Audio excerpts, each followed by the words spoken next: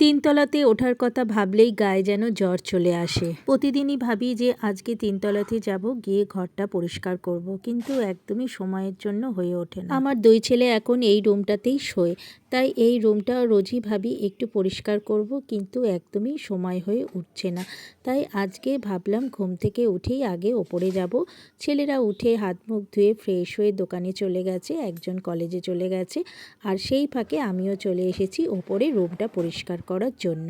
ছেলেরা তো কিছুতেই গুছিয়ে রাখবে না যে ঘরটা একটু গুছিয়ে রাখি, মা এত কাজের মধ্যে টাইম পায় না, আমরা একটু করে রাখি। কিন্তু না, আমার দুই ছেলের এক ছেলেও এইসব কাজ পারে না, মানে ঘরদোয়ার একদমই গুছোতে পারে না, সব কিছুই আমার ওপরে নির্ভরশীল। আমিও কদিন ধরে খুব ব্যস্ত থাকার জন্য একদমই ব্লগ করতে পারছি না, আর ফেসবুকেও ঠিকমতো অ্যাক্টিভ থাকতে পারছি না। আর বন্ধুরা, তোমরা তো জানোই ফেসবুকে অ্যাক্টিভ না থাকলে কি হয়, একদমই রিচ এঙ্গেজমেন্ট সমস্তটাই কমে যায়।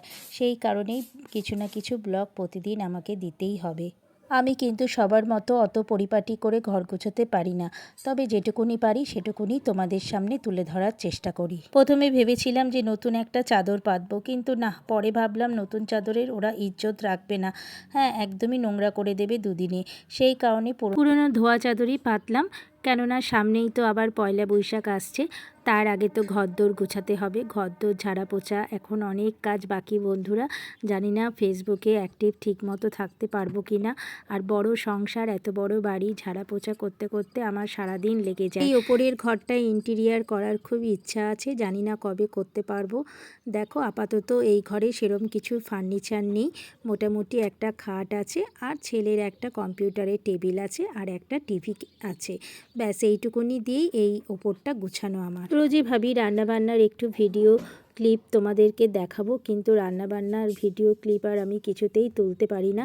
তার কারণ হচ্ছে শাশুড়ি মা রান্না করে, আর শাশুড়ি মার রান্না মানেই ঝটপট করে রান্না হয়ে যায়, আর আমি ক্যামেরা সেট করতে করতে ব্যাস হয়ে যায়, সেই কারণে আমার আর ভিডিও করা হয় না, আর তোমাদের দেখাতেও পারি না বন্ধুরা।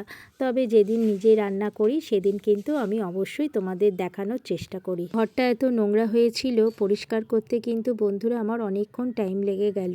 হ্যাঁ, এখন একটু ঝাড় দিয়ে দিচ্ছি। হ্যাঁ, এরপরে কাজের মাসি এসে ঘরটা মুছে দিয়ে যাবে ভালো করে। হ্যাঁ, কেননা আমার ওপরে রোজ আসা হয় না, ঝাড় দেওয়া হয় না, কাজের মাসি ঝাড় দিয়ে মুছে দিয়ে যায়। তবে দেখো আজকে আমি করে দিলাম তার কাজটা, শুধু ও এসে মুছে দেবে পরিষ্কার করে। আর বেশি বেলা হয়ে গেলে না ছাদে এসে কাজ করতেও খুব কষ্ট লাগে এই গরমে, কেননা ছাদে কিন্তু প্রচণ্ড রোদের তাপ লাগে। চলো বন্ধুরা, আজকে এই পর্যন্তই থাক। কেমন লাগছে আমার ঘরটা অবশ্যই কমেন্ট করে জানিও। আবার দেখা হবে পরবর্তী কোনো ব্লগে, ততক্ষণ পর্যন্ত টাটা, বাই।